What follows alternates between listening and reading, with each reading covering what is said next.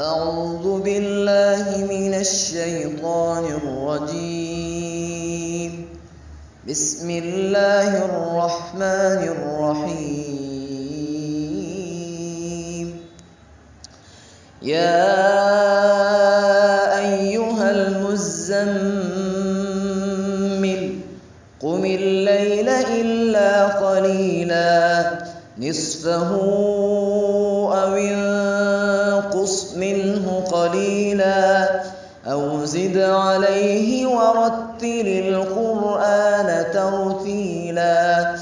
إنا سنلقي عليك قولا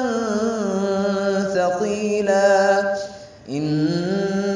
ناشئة الليل هي أشد وطئا وأقوم قيلا إن لك في النهار سبحا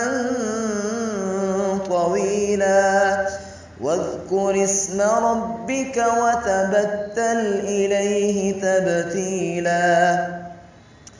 رب المشرق والمغرب لا إله إلا هو فاتخذه وكيلا واصبر على ما يقولون واهجرهم هجرا جميلا وذرني والمكذبين أولي النعمة ومهلهم قليلا إن لدينا أنكالا وجحيما وطعاما ذا غصة وعذابا أليما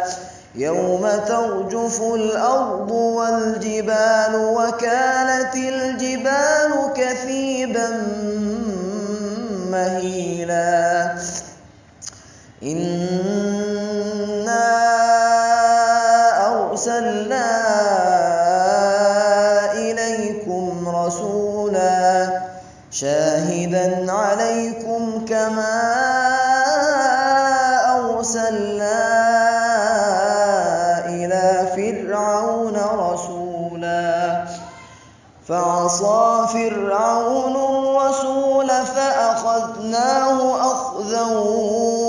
وبيلا فكيف تتقون إن كفرتم يوما يجعل الولدان شيبا السماء منفطر به كان وعده مفعولا إن هذه تذكرة فمن شاء اتخذ إلى ربه سبيلا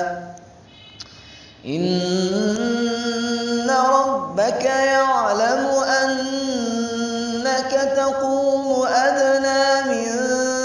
ثلثي الليل ونصفه وثلثه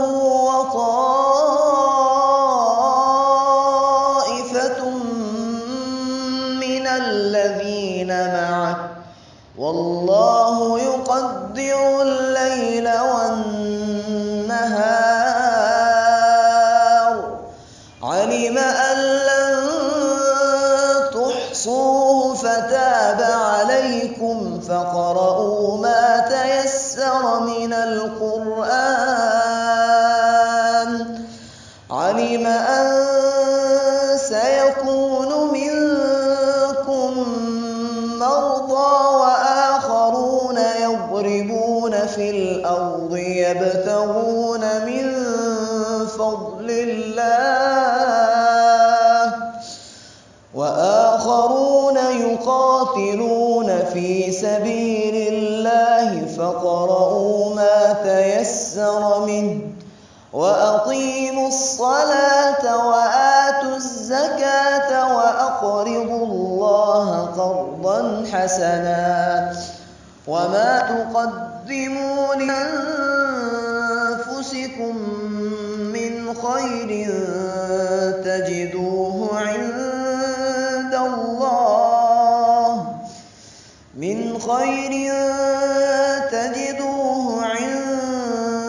الله هو خيرا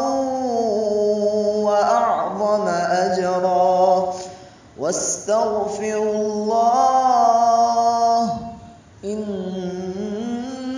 الله غفور رحيم.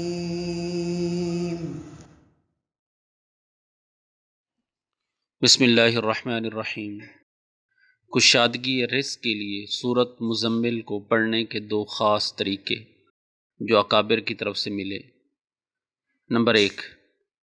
फ़जर की सुन्नतों और फ़र्ज़ों के दरमियान सूरत मुज़म्मिल एक बार, फ़जर के फ़र्ज़ों के बाद 2 मरतबा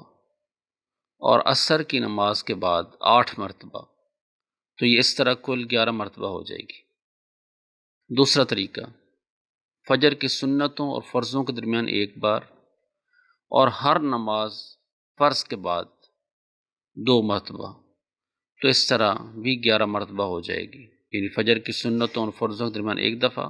हर नमाज के बाद 2 बार पढ़ेंगे तो ये 10 बन जाएंगी, तो कुल 11 बन जाएंगी। तो यानी 11 मरतबा सूरत मुज़म्मिल का पढ़ना इन दो ख़ास तरीक़ों से कुशादगी रिज़्क़ के लिए इंतहाई मुजर्रब अमल है।